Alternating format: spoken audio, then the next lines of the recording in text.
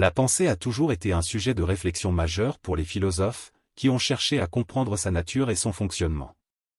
Dans l'histoire de la philosophie, différentes conceptions ont émergé, certaines considérant la pensée comme une fonction du cerveau, tandis que d'autres la percevaient comme un fluide ou même comme des entités matérielles.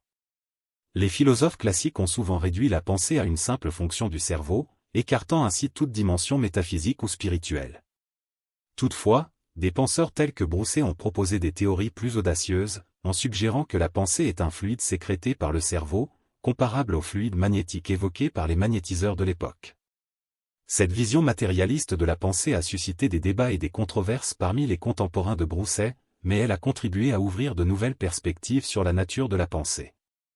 D'autres courants de pensée, tels que les théosophes américains et les occultistes, ont développé des conceptions originales sur la pensée.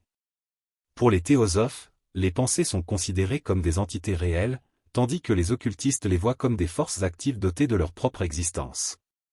Selon ces visions, nos pensées, en particulier les pensées négatives, peuvent prendre forme et nous affecter de manière tangible, se manifestant sous la forme de larves qui nous suivent et nous influencent. Une théorie intrigante émerge de ces diverses perspectives, affirmant que les pensées sont des entités matérielles composées de substances réelles. Cette théorie soutient que les pensées sont des corps formés de matière astrale chargée de force mentale, leur conférant ainsi une réelle puissance et une action tangible. Cette approche considère les pensées comme des objets matériels animés par un mouvement propre, les envisageant tant comme des corps complexes que comme des forces agissantes.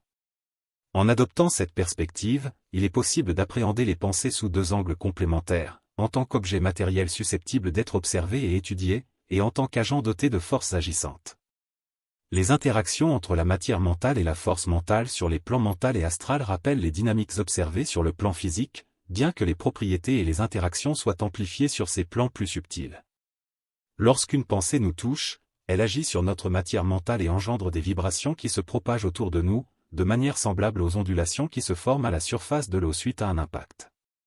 Si une pensée persiste dans notre conscience et exerce une forte impression, elle mobilise une quantité de force mentale qui circule en permanence autour de nous, formant une aura qui nous enveloppe.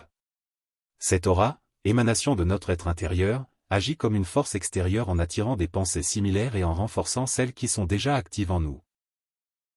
Dans cette dynamique, deux types de phénomènes psychiques se manifestent, d'une part, l'attraction entre pensées ou actions similaires, et d'autre part, la répulsion entre pensées ou actions opposées. Ces lois, qui régissent les forces du plan mental, établissent un équilibre dynamique entre les différentes manifestations de la pensée, soulignant la complexité et la richesse des interactions mentales. Nous pouvons dire que la conception des pensées comme des entités matérielles dotées de force et d'action offre une perspective fascinante sur la nature de la pensée. En explorant les implications de cette théorie, il est possible de mieux appréhender la dynamique des pensées et des interactions mentales, ouvrant ainsi de nouvelles pistes de réflexion sur la cognition et la conscience humaine. En dehors de l'action mentale, il est possible d'observer des actions chimiques résultant de la combinaison des atomes constituant nos pensées variées, soit la combinaison des pensées entre elles lorsqu'elles sont attirées les unes par les autres et qu'elles partagent une certaine affinité, voire une certaine sympathie. Ainsi, nos pensées sont formées de matière astrale animée par une force mentale constamment en vibration, tandis que notre cerveau physique est constitué d'une matière trop dense pour vibrer immédiatement en harmonie avec le cerveau mental. Il est indéniable qu'une communication existe, cependant, elle n'est pas aussi directe et simple qu'on pourrait le croire. Cette communication suit approximativement le cheminement suivant.